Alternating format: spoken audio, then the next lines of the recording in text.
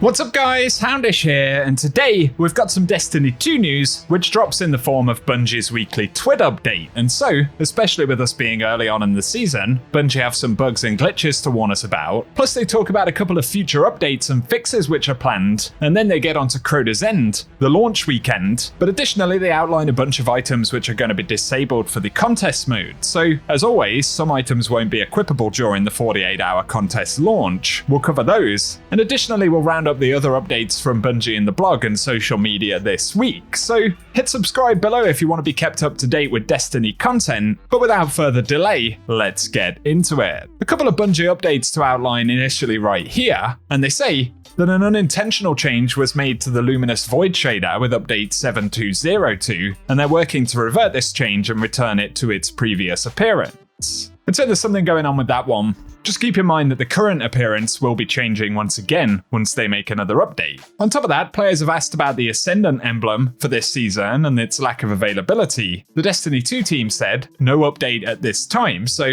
we're going to have to wait a while longer for that. And while this one won't affect too many players, Bungie shared their content creator form, where folks in the community can sign up and explain a bit about their content and channels. Apparently part of that website isn't working correctly, and the D2 team said, there's a small update coming to the forums next week. There may be some wonkiness until then, but thanks for being patient. And essentially the teams should have more updates on that soon.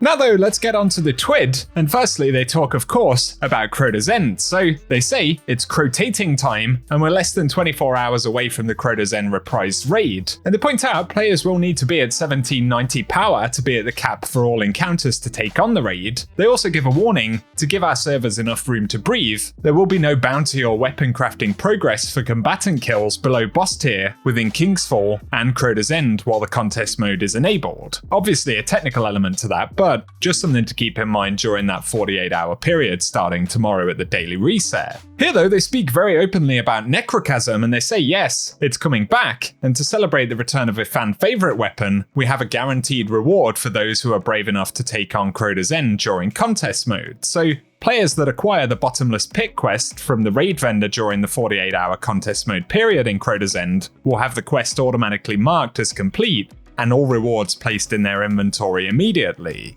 This quest doesn't require any currencies to purchase it, and rewards will include Husk of the Pit, Eidolon Ally, fully masterworked, as well as Necrochasm. So that gives us confirmation right there, Husk of the Pit will be coming back, as well as the Eidolon Ally. But also they say players will notice that they can acquire Essence of the Oversoul by completing raid encounters and triumphs. This is required to complete the Bottomless Pit quest if they don't finish within the contest mode period, as well as to complete the Weapons Catalyst objective for Necrochasm. And during the contest mode period, players who obtain the Weapon Catalyst will not be able to progress through the objective, and it will statistically show the objective progress at 20 of 35 Essence of Oversouls collected, regardless of if they collected additional essences. And then after contest mode ends, all Essence of the Oversoul that the player has acquired thus far will still be respected, and the player may begin making progress on the Catalyst objective, continuing from the number they previously acquired. Players that acquire the Bottomless Pit quest after 48-hour contest mode will have to complete the quest starting from the beginning to obtain the quest rewards. And so there we go, Necrochasm will be coming back as a quest. Obviously, there'll be a bit of a boost there for players who unlock it during contest, but at least we get that clarification it is indeed a quest reward, including a return of Husk of the Pit and Eidolon Ally, which is pretty cool. I spoke about Crota's End having a quest, and some players said it isn't a thing, but there we go, it is. So give us your thoughts about that, but in terms of raid contest mode disables, they say here's a list of gear, items and weapons that'll be disabled during the Crota's End reprised World First race. So, Tessellation won't be usable during that period. On top of that, the Warlock Weavewalk aspect, which is currently disabled in all raids and PvP activities. And then Titan's Banner of War aspect, the Foe Tracer Exotic Hunter Helmet, and the Elemental Munitions mod. Some players may be disappointed about those items, but a lot of us didn't have any doubt that those were the likely candidates to be disabled during the contest mode. So keep in mind they won't be available for 48 hours. Let us know if you'll be diving into Crota's End down in the comment section. Should be pretty fun, and I'll keep you posted on any of the content that I can. But they say, what about Stasis? And for the Stasis lovers out there, we have some things coming up regarding your Stasis abilities in Season 23. Not only will Seasonal Artifact feature Stasis perks, but there will also be some Stasis ability changes coming, including Glacial Quake,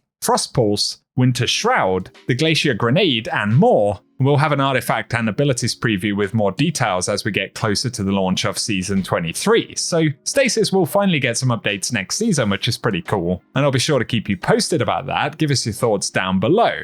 They also give a Gjallarhorn behavior update, and they say with the launch of Season 22, Gjallarhorn's behavior was slightly altered. This was due to a recent fix to an issue causing projectiles to inadvertently damage immune enemies. The side effect of the fix has unintentionally impaired how Gjallarhorn operates. So due to Gjallarhorn's boss DPS dominance, we had previously planned to dial down its damage in a future update. Because this unintentional change resulted in similar changes to those planned, the current behavior of Gjallarhorn will be maintained while we monitor performance. So an accidental change to Gjallarhorn may actually turn into a permanent change, potentially right there, which is interesting. They also point out that loadouts were re-enabled this week, and they say items will be unavailable to be pulled from player vaults for loadouts until a full fix is released in an upcoming update, so they don't give us specifics on when we'll get that, but they are working on it, and hopefully we'll get more info soon. Next up though, they talk about the Iron Banner, and they say it returns next week in all its PvP glory, and on top of having a new emblem and shader available, there are a couple of weapons from 2 foundries that they made official this season, which are Kassoid and Nadir.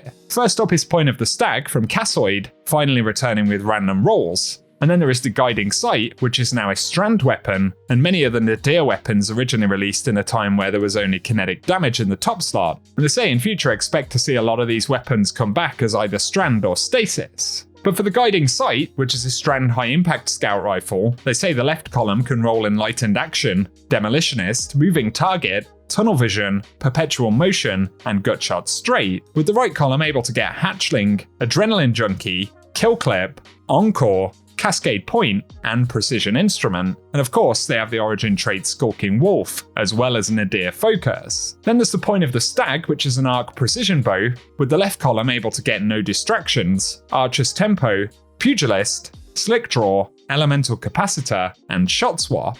Then the right column can get Vorpal Weapon, Eye of the Storm, Swashbuckler, Precision Instrument, Golden Tricorn, and Dragonfly. Plus it'll have the Skulking Wolf and Wildcard origin traits, and they give us a bit of an image right there of both of those weapons. And they say there will be 3 Iron Banner weeks lined up, so Iron Banner Week 1, of course kicking off next Tuesday, will be Fortress, then Iron Banner Week 2 will be October 10th with Control, and Iron Banner Week 3 will be the 14th of November, featuring Fortress once again, so plenty of Fortress this season. Give us your thoughts on that down below. But at least a couple of new rewards to chase right there. There's also a section in the TWAB where they talk about cabbage errors that we had early on in this season, and they say the team is taking several measures to prevent the issue from happening in future. Firstly, the deployment process has been updated to make sure that particular servers are correctly shut down before they allow players into the game with extra verification. And then with the launch of Season 23, they'll be rolling several code improvements to the services to prevent the issue, regardless of process, and improve the ability to recover if any similar issues were to occur.